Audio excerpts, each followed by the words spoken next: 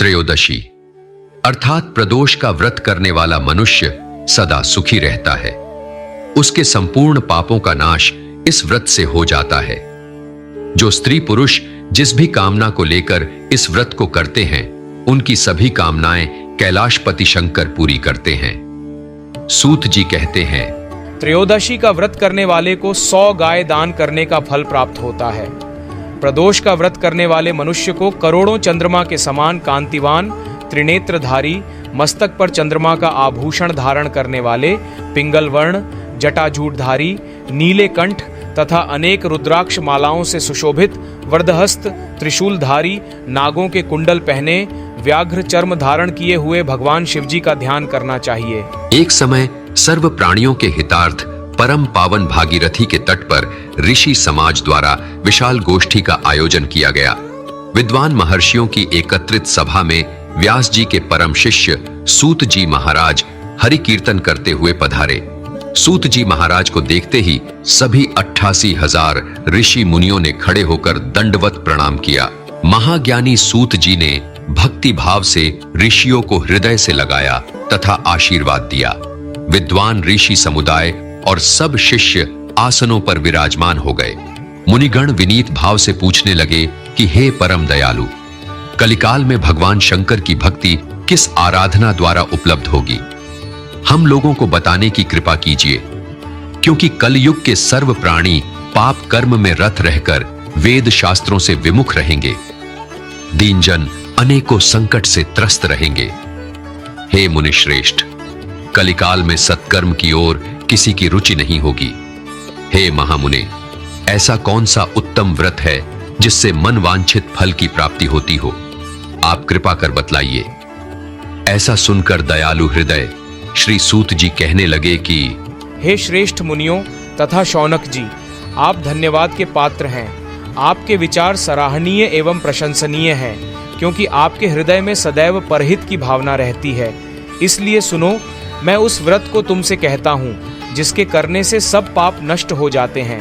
धन वृद्धिकारक, दुख विनाशक, सुख प्राप्त कराने वाला, संतान देने वाला, मन वांछित फल प्राप्ति कराने वाला ये व्रत तुमको सुनाता हूँ, जो किसी समय में भगवान शंकर ने सती जी को सुनाया था, और उनसे प्राप्त यह परम श्रेष्ठ उपदेश मेरे पूज्य गुरु जी ने मुझे सुनाया था, जिसे आपको समय पाकर शुभ बेला में मैं सुनाता हूँ।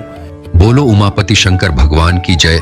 श्री सूत जी बोले, हे विचारवान ज्ञानियों, आप सभी भगवान शिव के परम भक्त हैं। आपकी भक्ति देखकर मैं आपसे शुक्र प्रदोष व्रत की कथा कहता हूँ। सौभाग्य और स्त्री की समृद्धि के लिए शुक्र प्रदोष व्रत करना चाहिए। शुक्रवार प्रदोष व्रत में श्वेत रंग तथा खीर जैसे पदार्थ ही सेवन करने का महत्व होता है। प्राचीन काल की बात है, एक नगर में 3 मित्र रहते थे। तीनों में बहुत ही घनिष्ठ मित्रता थी। उनमें एक राजकुमार पुत्र, दूसरा ब्राह्मण पुत्र, तीसरा सेठ पुत्र था। राजकुमार व ब्राह्मण पुत्र का विवाह और गौना हो चुका था। सेठ पुत्र का भी विवाह हो चुका था, परंतु गौना नहीं हुआ था। एक दिन तीनों मित्र आपस में स्त्रियों की चर्चा कर रहे थे। ब्राह्मण पुत्र ने नारियों की प्रशंसा करते हुए कहा, नारी विहीन घर भूतों का डेरा होता है। सेठ पुत्र ने यह वचन सुनकर अपनी पत्नी को तुरंत घर लाने का निश्चय किया। ब्राह्मण पुत्र ने सेठ पुत्र को समझाया कि अभी शुक्र देवता अस्त हैं, ये समय अभी अपनी पत्नी को विदा कराकर लाने के लिए उचित नहीं है। परंतु सेठ पुत्र ने उसकी बात को अनसुना कर दिया। सेठ पुत्र अपने घर गया और अपने माता पिता से अपना निश्चय बतलाया। उन्होंने भी बेटे से कहा कि शुक्र देवता डूबे हुए हैं, इन दिनों में बहू बेटियों को उनके घर से विदा कराकर लाना शुभ नहीं होता है। अतः शुक्र उदय के बाद तुम अपनी पत्नी को विदा करवा कर ले आना। परंतु सेठ पुत्र अपनी जिद पर अड़ा रहा और अपनी ससुराल जा पहुंचा। सेठ पुत्र की सासू माँ और ससुर जी ने भी अपने जमाता को बहुत तरह से समझाने की बहुत कोशिश की, परंतु सेठ पुत्र ने किसी की भी बात नहीं मानी। सेठ पुत्र की पत्नी शिव जी की बहुत बड़ी भक्त थी और वो हमेशा ही शुक्र प्रदोष का व्रत किया करती थी। पति की हट पर उसने अपने माता पिता को समझाया। अपनी बेटी के समझाने और जमाता की हट से मजबूर होकर सेठ पुत्र की सासू माँ और ससुर जी ने अपनी बेटी और जमाता को भोलेनाथ का नाम लेकर विदा कर दिया। ससुराल से विदा होकर पति पत्नी नगर से बाहर निकले ही थे कि उनकी बैलगाड़ी का पहिया टूट गया और एक बैल की टांग टूट गई। पत्नी को भी काफ़ी चोट आई, परंतु सेठ पुत्र ने आगे की यात्रा जारी रखी। थोड़ा आगे बढ़ने पर उनको डाकुओं ने पकड़ लिया और डाकुओं ने सेठ पुत्र का सभी धन लूट लिया। सेठ पुत्र पत्नी सहित किसी तरह रोता पीटता अपने घर पहुंचा। घर के अंदर कदम रखा ही था कि भयानक सांप ने उसको डस लिया। सेठ ने वैद्यों को बुलवाया। वैद्यों ने देखने के बाद घोषणा की कि आपका पुत्र 3 दिन में मर जाएगा। जिस समय इस घटना का पता ब्राह्मण पुत्र को लगा, उसने सेठ से कहा कि आप अपने लड़के को पत्नी सहित उसके ससुराल वापस भेज दीजिए।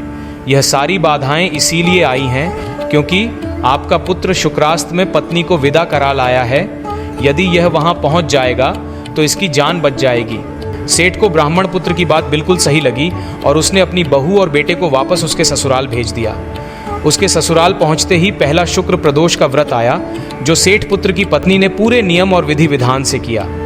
सेठ पुत्र की हालत ठीक होनी शुरू हो गई। थोड़े दिन बाद बिल्कुल ठीक होने पर सेठ पुत्र अपनी पत्नी को विदा कराकर वापस अपने घर ले आया और सुखपूर्वक अपनी पत्नी, परिवार और मित्रों के साथ रहने लगा। इस प्रकार जो कोई इस व्रत को करता है उसे आनंद प्राप्त होता है और शिव महाराज उस पर हमेशा अपनी कृपा करते हैं। उमापति महादेव की जय। अपने सनातनी होने पर हमेशा गर्व करें। श्री सीताराम भक्त वत्सल दिव्य संस्थान की प्रस्तुति। कृपया अपने सुझाव कमेंट बॉक्स में लिखें और हमेशा रटते रहे। हर हर महादेव, हर हर हर महादेव। सदैव प्रसन्न रहिए। जो प्राप्त है वही पर्याप्त है।